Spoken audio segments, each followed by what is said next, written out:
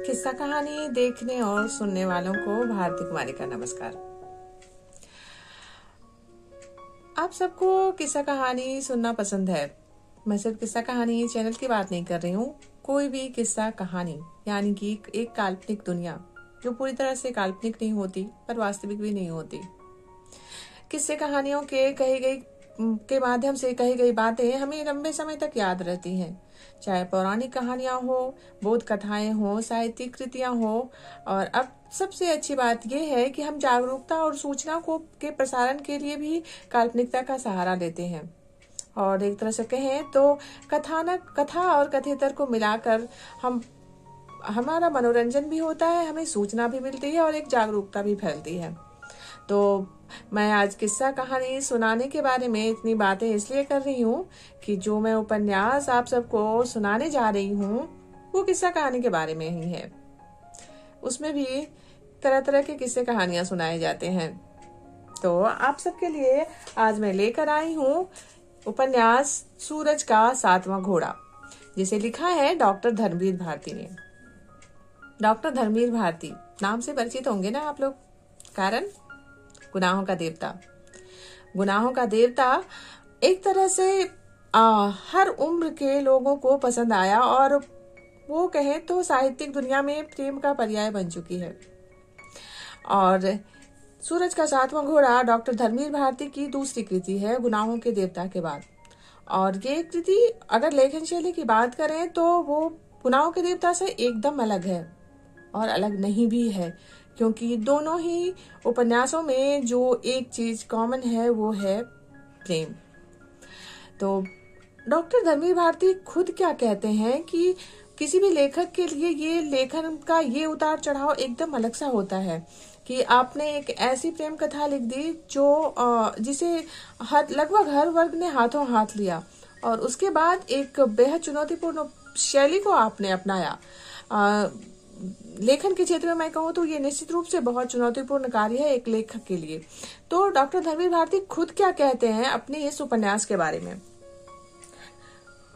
उन्होंने निवेदन किया है इस किताब की शुरू में, गुनाहों का देवता के बाद ये मेरी दूसरी कथाकृति है। दोनों कृतियों के कालक्रम का अंतर पड़ने के अलावा उन बिंदुओं में भी अंतर आ गया है जिन पर होकर मैंने समस्या का विश्लेषण किया है। कथा शैली भी कुछ अनोखे ढंग की है, जो है तो वास्तव में पुरानी ही, पर इतनी पुरानी नहीं कि आज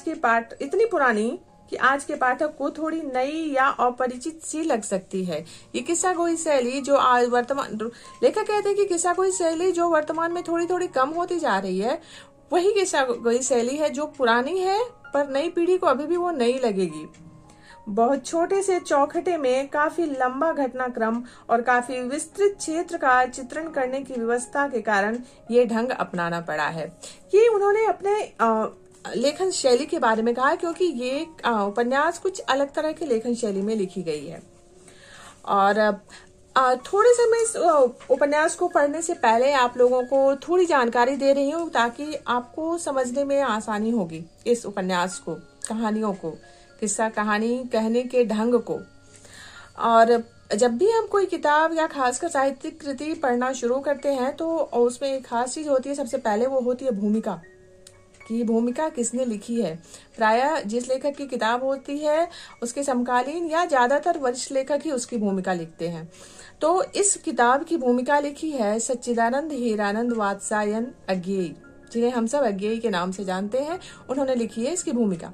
उनकी भूमिका की शुरुआत के कुछ वाक्य में पढ़ती हूँ। लेखक को दो चीजों से बचना चाहिए, एक तो भूमिकाएं लिखने से, दूसरे अपने समवर्ती लेखकों के बारे में अपना मत प्रकट करने से। यहाँ मैं ये दोनों भूलें करने जा रहा हूँ, पर मुझमें जरा भी झिझक नहीं है, खेद की तो बात ही क्या है। मैं मानता हूँ कि धर्मवीर भारती हिंदी की उन उठती हुई प्रतिभाओं में से हैं जिन पर हिंदी का भविष्य निर्भर करता है और जिन्हें देखकर हम कह सकते हैं कि हिंदी उस अंधियारे अंतराल को पार कर चुकी है जो इतने दिनों से मानो अंतहीन सा दिख पड़ता था। ये भूमिका है जो अज्ञेय ने लिखी है और डॉक्टर धर्मवीर भारती के इस कृति के बारे में, लेखक के बारे में।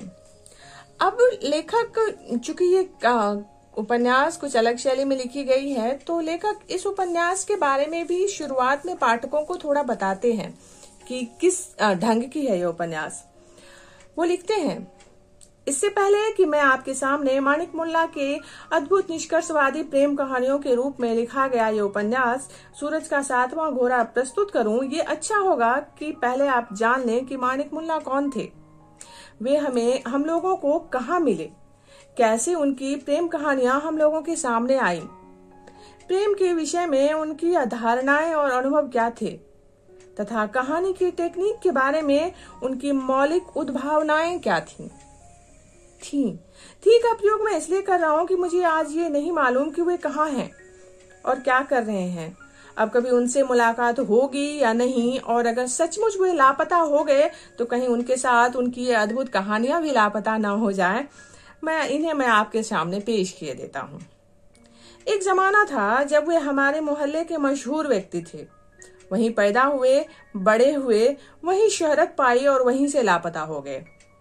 हमारा मोहल्ला काफी बड़ा है और कई हिस्सों में बटा हुआ है, और वे उस हिस्से के निवासी थे जो सबसे ज्यादा रंगीन और रहस्यमय है, और जिसकी नई और पुरानी पीढ़ी दोनों के बारे में अजब गजब सी किदवंतियां मशहूर हैं।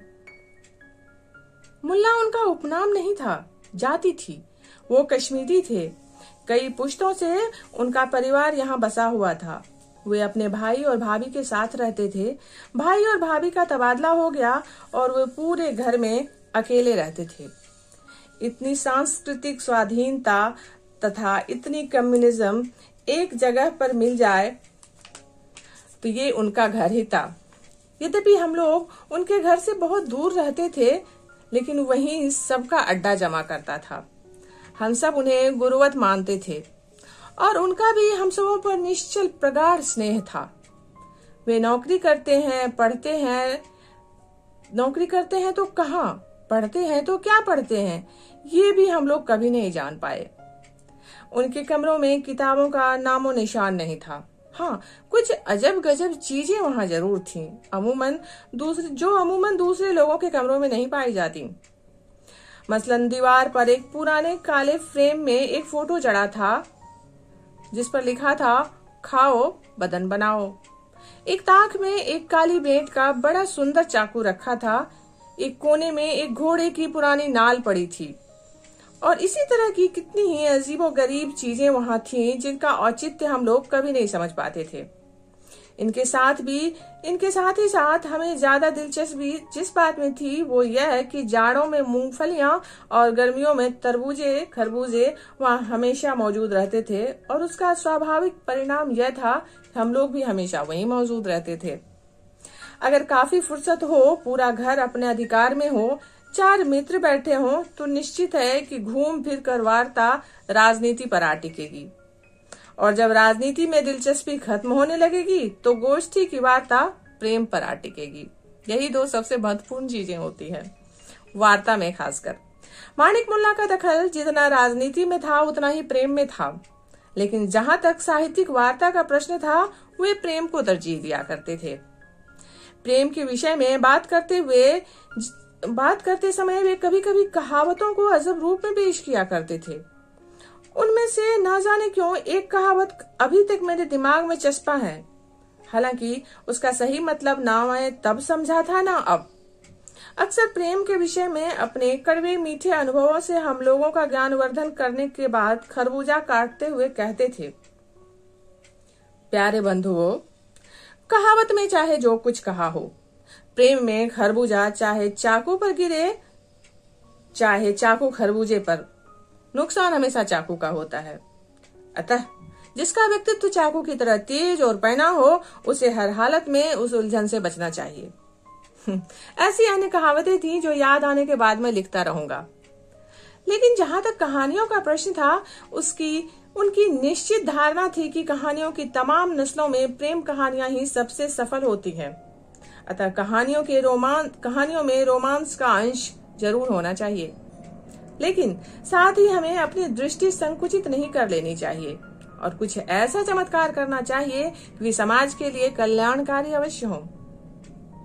जब हम लोग पूछते थे कि ये कैसे संभव है कि कहानियां प्रेम पर लिखी जाएं और उनका प्रभाव कल्याणकारी हो, तब ये कहते थे कि यही तो चमत्कार है तुम्हारे मानिक मुल्ला में, जो अन्य किसी कहानीकार में है ही नहीं। यद्यपि उन्होंने उस समय तक एक भी कहानी लिखी नहीं थी, फिर भी कहानियों के विषय में उनका विशाल अध्ययन था। कम से कम हम लोगों को तो ऐसा ही लगता था। और उनका कहानी कला पर पूर्ण अधिकार था। कहानियों की टेक्निक के बारे में उनका सबसे पहला सिद्धांत था कि आधुनिक कहानी में आदि, मध्य या अंत तीनों में से कोई न कोई तत्व अवश्य छूट जाता है। ऐसा नहीं होना चाहिए। उनका कहना था कि कहानी वही पूर्ण है जिसमें आदि में आदि हो, मध्य में मध्य हो और अंत में अंत हो। इनकी व्याख्या वो यूं करते थे, कहानी का आदि वो है जिसके पहले कुछ ना हो, बाद में मध्य हो, मध्य वो है जिसके पहले आदि हो और बाद में अंत हो, अंत उसे कहते हैं जिसके पहले मध्य हो और बाद में रद्दी की टोकरी हो। कहानियों की टेक्निक के बारे में उनका दूसरा सिद्धांत ये था कि कहानियां चाहे छायावादी हो या प्रगतिवादी, ऐतिहासिक हो या अनैतिहासिक, समाजवादी हो या मुस्लिम लीगी, किंतु उनसे कोई न कोई निष्कर्ष अवश्य निकलना चाहिए। वो निष्कर्ष समाज के लिए कल्याणकारी होना चाहिए और ऐसा उनका निश्चित मत था। और इसलिए यद्यपि उन्होंने जीवन भर कोई कहानी नहीं लिखी थी, पर वे अपने को कथा साहित्य के निष्कर्षवाद का प्रवर्तक मानते थे।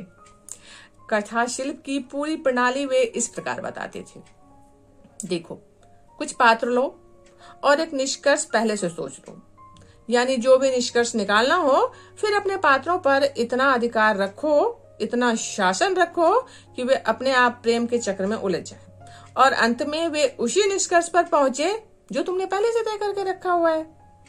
मेरे मन में अक्सर इन बातों पर शंकाएं भी उठती थी, पर निष्कर्षवाद के विषय में उन्होंने मुझे बताया कि हिंदी में बहुत से कहानीकार इसीलिए प्रसिद्ध हो गए हैं कि उनकी कहानी में कथानक चाहे लंगड़ाता हो, पात्र चाहे पिलपिले हों, लेकिन सामाजिक या राजनीतिक निष्कर्ष अद्भुत होते हैं।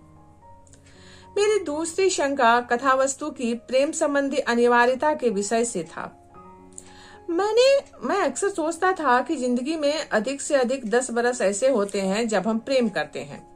उन बरसों में खाना पीना, आर्थिक संघर्ष, सामाजिक जीवन, पढ़ाई लिखाई, घूमना फिरना, सिनेमा और साप्ताहिक पत्र, मित्र गोष्ठी, इन सबों से जितना समय बचता है उतने में हम प्रेम करते हैं।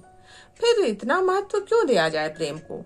सैर सपाटा, खोज, शिकार, व्यायाम, मोटर चलाना, रोजी रोजगार, तांगे वाले, इक्के वाले और पत्रों के संपादक, सैकड़ों विषय हैं जिस पर कहानियां लिखी जा सकती हैं।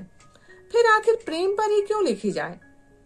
जब मैंने मानिक मुल्ला से ये पूछा तो सहसा वो भावुक हो गए और बोले, तुम्हें बांग्ला आती है? मैंने कहा, नहीं, क्यों?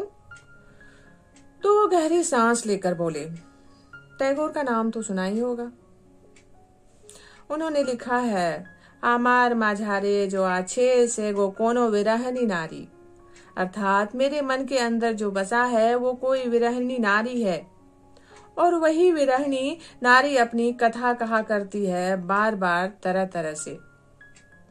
और फिर अपने मत की व्याख्या करते हुए बोले कि विरहनी नारियां भी कई भांति की होती हैं।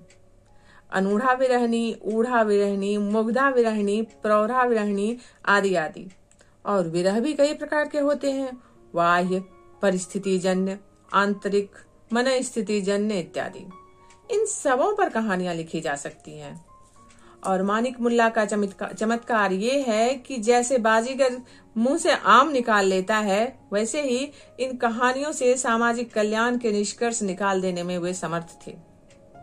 हालांकि मानिक मुल्ला के बारे में मेरे दोस्त प्रकाश का मत था कि यार, हो न हो मानिक मुल्ला के बारे में हिंदी के अन्य कहानीकारों की तरह नारी के लिए कुछ ऑब्सेशन सा है। पर यह कभी मानिक मुल्ला के सामने कहने का साहस नहीं कर पाया वो, कि वे उसका सही सही जवाब दे सके।